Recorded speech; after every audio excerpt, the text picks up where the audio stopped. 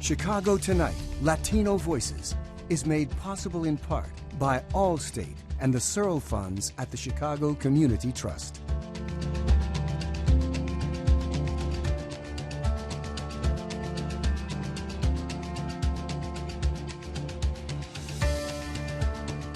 Good evening y bienvenidos to Chicago Tonight, Latino Voices. I'm Michael Puente, reporter with WBEZ Chicago. Thank you for sharing part of your weekend with us. On the show tonight, President Biden announces a new student loan debt relief plan, and look at how it could benefit Latino borrowers. A food pantry in Pilsen is hoping to expand inside a former church. We tell you more about the obstacles they are now facing. And a conversation with former Congressman Gutierrez about his new effort to get immigrants naturalized and voting. How do we find resources we had no idea about? And an Eastside CPS counselor offers la última palabra on what he says can be the most daunting part of bringing change to your community, getting started. President Joe Biden has announced a student loan debt relief plan that the White House estimates will impact more than 40 million borrowers nationwide. It will cancel up to $10,000 in federal loans for those making less than $125,000 a year. Low-income students who receive Pell Grants will see their balance decline by double that, $20,000. According to research by Excelencia in education, 50% of Latinos in higher education receive federal Pell Grants to help pay for college. Biden says offering student loan forgiveness will help borrowers move on with their lives. The burden is so heavy that even if you graduate, you may not have access to the middle-class life that the college degree once provided. Many people can't qualify for a mortgage to buy a home because of the debt they continue to carry. They carry it's too high. They can't come up with a down payment anyway. A lot of folks are even putting off starting families because of the cost. Joining us now with more are Debra Santiago, CEO of Excelencia in Education, and Marie Amos, Executive Director of Financial Aid at Northeastern Illinois University. Welcome to both of you. Well, Debra, we'll get started right now with you. What do we know about how much Latino students take out in loans and how much debt do they have? Thank you, Michael. Well, analysis we looked at saw that overall, a little less than 30% of Latinos take out loans to pay for college, with an average about $6,600. However, those getting a bachelor's degree, about 68% of them take out loans to pay for college, and that debt is a little bit over $20,000. So a significant difference when you look by 2-year, 4-year, and the status of Latinos paying for college using loans as opposed to just federal aid or paying as they go. Well, Maureen, how do you think this relief plan will impact Latino borrowers, in particular, who have student loan debt? This new initiative is tremendously wonderful, right? Particularly for our Black and Brown communities and our Latinx communities. This actual initiative has 3 parts. This is just one part of it, and it's a major piece. Because a lot of our Black and Brown and our Latino brothers and sisters have Pell Grant eligibility, it does give them an additional piece of relief.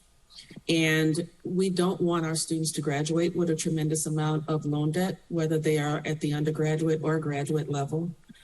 We do see a lot more of our Black and Brown communities borrowing at the undergraduate level when there could be more given in terms of free money assistance, grants and scholarships, and other relief mechanisms such as this one. Some of the other initiatives that will help Latinx students include those of them that are currently in repayment. The pause has been extended again so that they're not making those payments until after January 1st. Also, in the future, we will be looking at what we call where the students will have, who may have had delinquency or have been in default. We are looking at relieving some of that default from those students. And that, again, is prohibiting people from purchasing their first home, or even just determining whether or not deciding between food, groceries, medical expenses, etc. So this is a great initiative. All four parts, the debt relief, the elimination of $10,000 if they were not Pell Grant recipients, and the elimination of $20,000 if they are. And I wanted to also mention that although there will be an application process for this initiative, the goal is to have both initiatives with the extended pause, as well as this initiative that removes up to $20,000 in relief, to be automated, since the Department of Ed has the documentation and the data that they need to do so. Well, Debra, there are some people who believe that this new student debt relief plan is unfair for those who decided to take alternative routes in order to avoid the high cost of college. What do we know about how Latinos approach attending college in regard to the financial impact? Thanks, Michael. We do know that relative to others, Latinos are less likely to take out loans and often more likely to go part-time or mixed enrollment, maybe full-time, part-time stop out in order to be able to pay as they go. That stems from traditionally a history of not having a robust financial experience with banks and others, given countries of origin and their issues.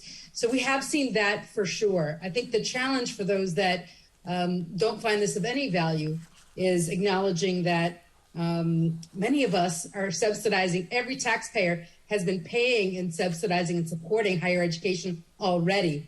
The challenge we face is that just at the time that a significant number of Black and Brown students are going to college, since the 80s, we have been looking for them to invest themselves, and the tuition and fees have increased as state and other subsidies have gone down. And so it looks like students are paying their own way. We're still subsidizing with our tax dollars any public institution and many privates we go to. So I think we need to calibrate the understanding and expectations of who pays for college. And when you look at Latino students, acknowledging that we tend to be very pragmatic, and the ability to take a look at the sticker price and make decisions about how we adjust and adapt to make sure we meet the American dream by getting a college education might look different than that traditional pathway and pipeline where we just assume if you can, you take out as much loans as you can to finish in a timely manner.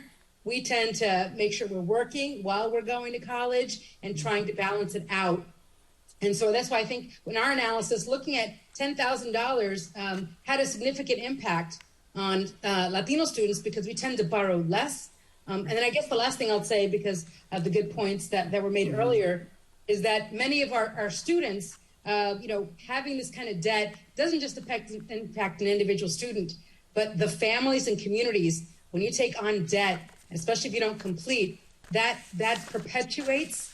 And so paying for college and looking at debt and what it takes is really important. Mm-hmm. Well, Marie, we only got less than a minute left. We do know there's a lot of scams out there for student loan borrowers, debt forgiveness. How do you avoid those? We would ask that students ask a lot of questions. And I would start with questions at the institution that they're attending if they are a current student, that they check with the financial aid offices first on the credibility or the legitimacy of any emails or mail pieces that they are receiving. Generally, in the instance a student is eligible for any benefit from a federal guaranteed loan, federal direct loan, that communication is going to come to them by way of a portal. It won't come by way of a text message or a phone call. So we ask students to be a little bit more cautious, and if they are receiving any communications, to check in with their financial aid offices. And if they're not a current student, just to check in with the financial aid office of the previous institution they attended. Well, we'll have to leave it there. Our thanks to Debra Santiago and Maureen Amos. Thank you so much. Thank you.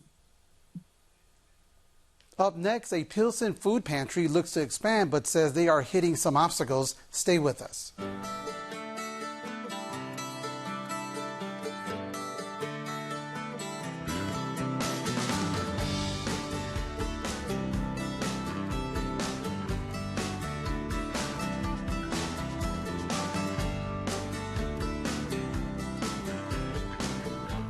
Now to Joanna Hernandez and a conflict between a local food pantry and the Archdiocese of Chicago. Joanna. Michael, a food pantry in Pilsen has been operating out of a former church for the last 2 years. The founder is hoping to buy the building, but says she is running into obstacles with the Chicago Archdiocese. We visited the pantry to learn more. It already has carrots, onions, potatoes, sweet potatoes, corn. I don't have tomatoes. It's 10 a.m. and the Pilsen food pantry is working quickly to prepare orders. Some are filling boxes with fresh produce, while others move carts of groceries to the front of the building. For the last 2 years, the pantry has been operating out of a former Catholic church. The bottom square is produce, and basically for every client, it's full. Like, that's what everybody takes. Yeah. Evelyn Figueroa is one of the founders of the Pilsen Food Pantry and is a family doctor in the neighborhood. She originally ran the pantry from a health clinic and in 2020 relocated inside former Holy Trinity Croatian Church. We went from a 600 square foot space to a floor that was over 3,000 square feet. So it really gave us the space to grow into the organization that we wanted to become. On the first floor, volunteers work to register clients. And on the second floor, people can take home clothes along with other donated necessities. And we are walking into the clothes closet, which is a used clothing resource for the community.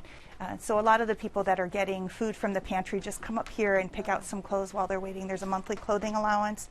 Figueroa says she wants to buy the property in hopes of expanding their services. The pantry even raised money to purchase the building and made an offer. But now she says the problem has been communicating with the Archdiocese. The last time she heard from an Archdiocese representative was in August 2021, where she says she was told she could expect a counteroffer.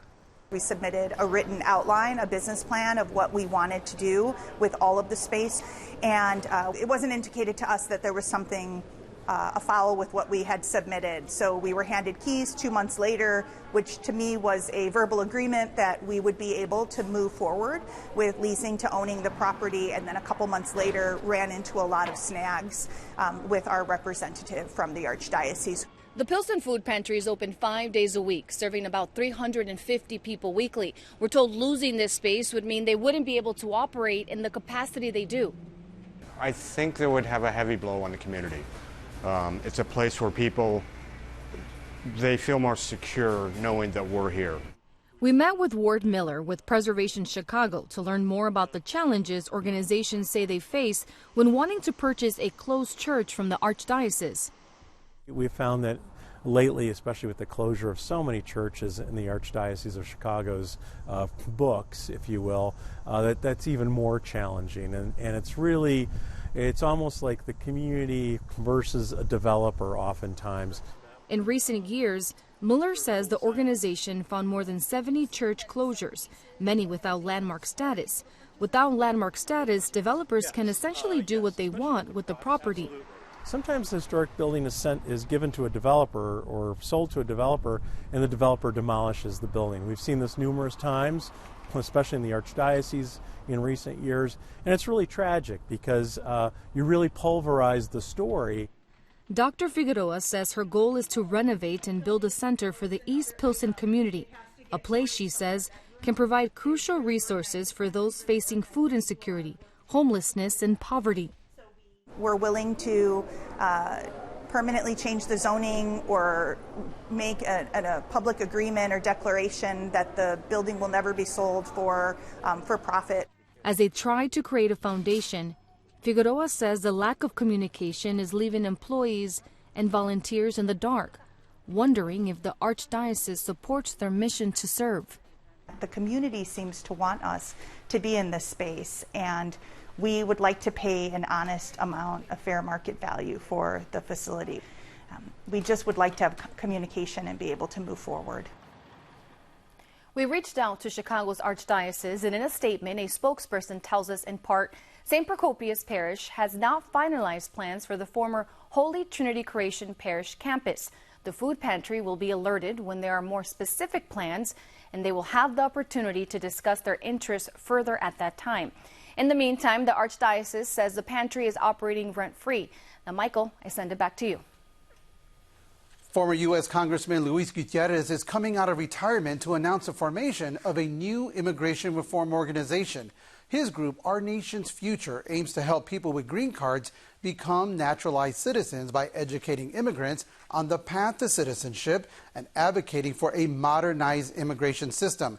Joining us to talk about this new effort is the founder of Our Nation's Future and former Illinois Congressman Luis Gutierrez. Thank you for joining us, Mr. Gutierrez.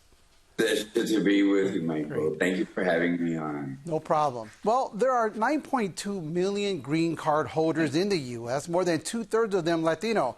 How will your organization help them become citizens?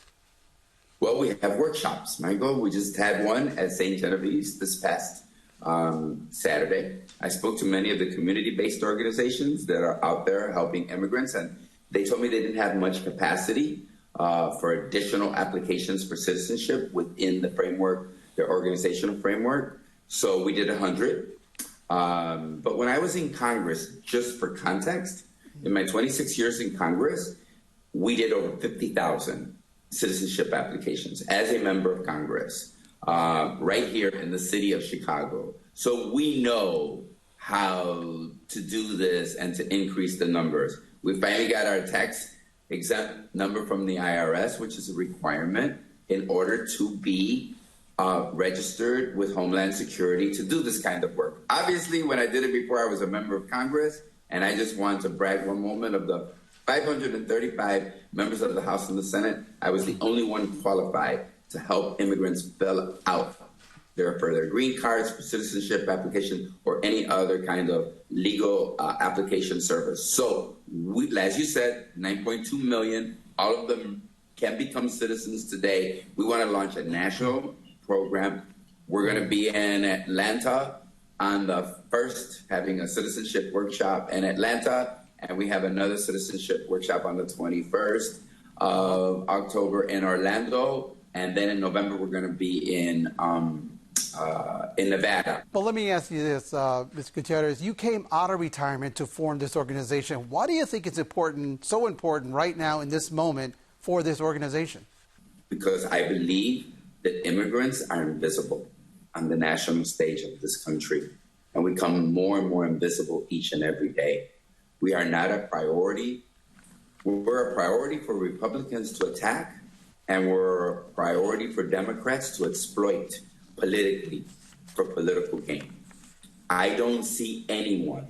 I look at my colleagues in the Hispanic Congressional Caucus, and I say there are over 35 of you. How is it that Senator Manchin can have more power than you have? How is it that you have not demanded comprehensive immigration reform?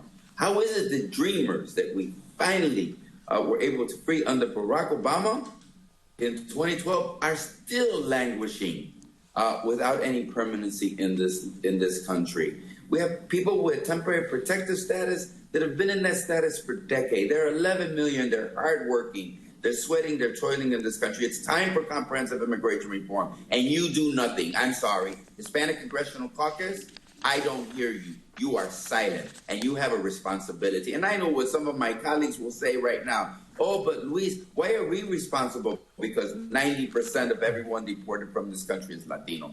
Because this is our leadership responsibility to give back to this nation and to form a stronger nation that is more equitable, that is fair, where the injustice and the unfairness. So what are we doing? We're going to expand the power of the immigrant community, but not only the Latino immigrant community, because there are nearly 2 million Asian Pacific Islanders in the United States that are undocumented. 1 out of 10 Black Americans, right, is an immigrant. That means they were not born here. We want to organize the community. Michael, you saw what happened. The thousands of Haitians who finally made it to the border between Mexico and the United States. You saw what the Biden administration did. First, the border agents surrounded them with horses and treated them like animals, as though they were cows. And then Biden promptly put them on an airplane and deported them back to the poorest country. They never got their asylum, right, petition heard before a court. That's against the law. That's against humanity. We need to fix that. Do you anticipate these naturalized citizens to become Democrats, or is there room for some of them to become conservatives? Sometimes they are. They could be. But for me, Michael, I never thought about it, right? When I did it in Chicago, I never thought about it. I just thought about you deserve the power to make decisions. We need to expand that power. There are 9.2 million of them, as you referenced early in this program. 7 million of them from the Latino community. Let's help them become citizens. And guess what?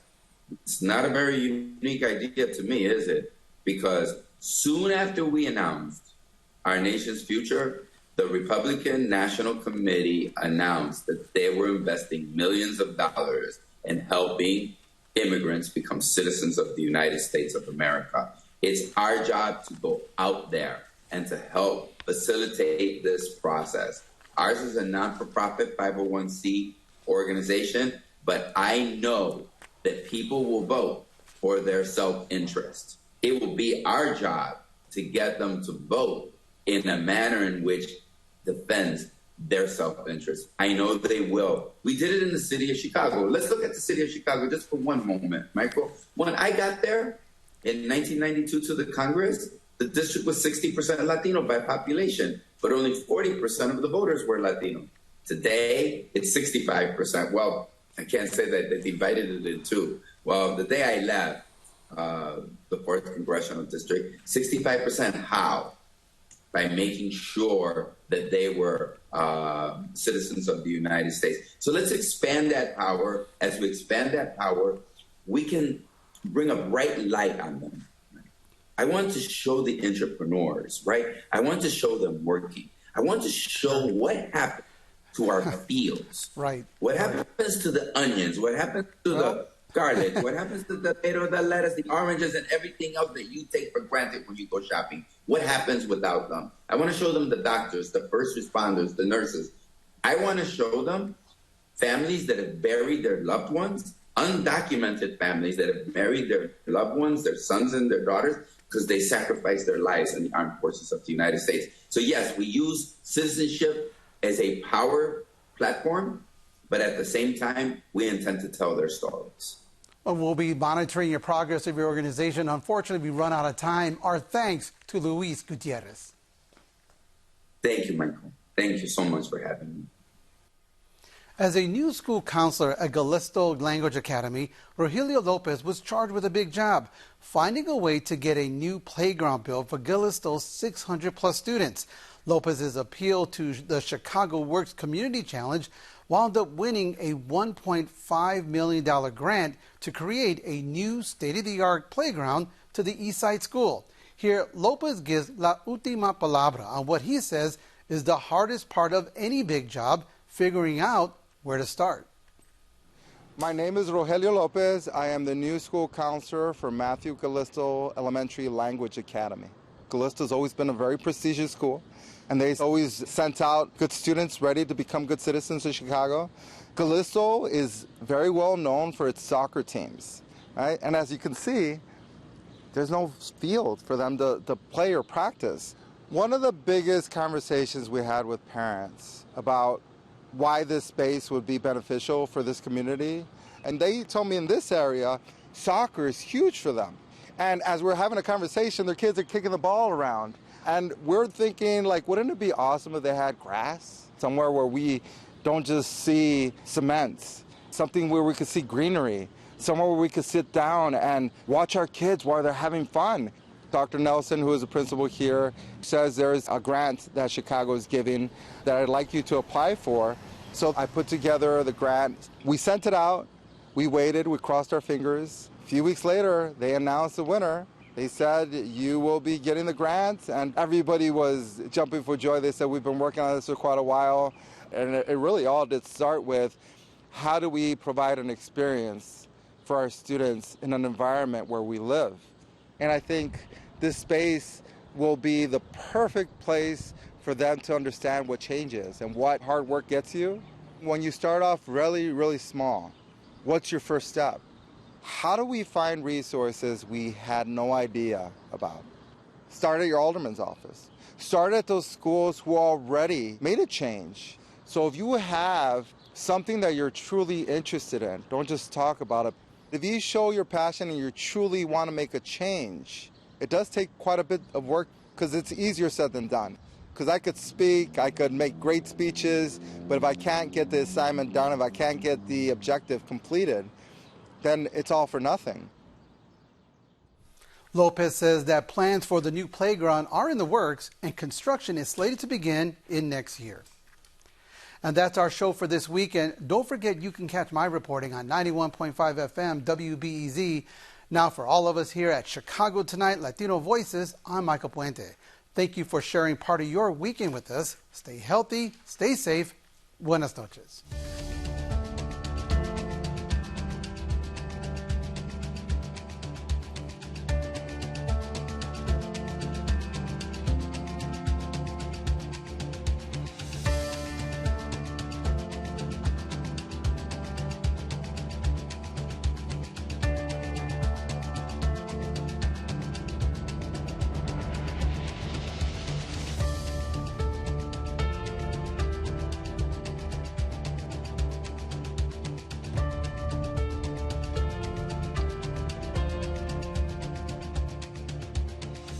Closed captioning is made possible by Robert A. Clifford and Clifford Law Offices, a Chicago personal injury and wrongful death firm whose attorneys embrace a culture of philanthropy and service by volunteering their time, expertise, and guidance to help others in the greater Chicago community.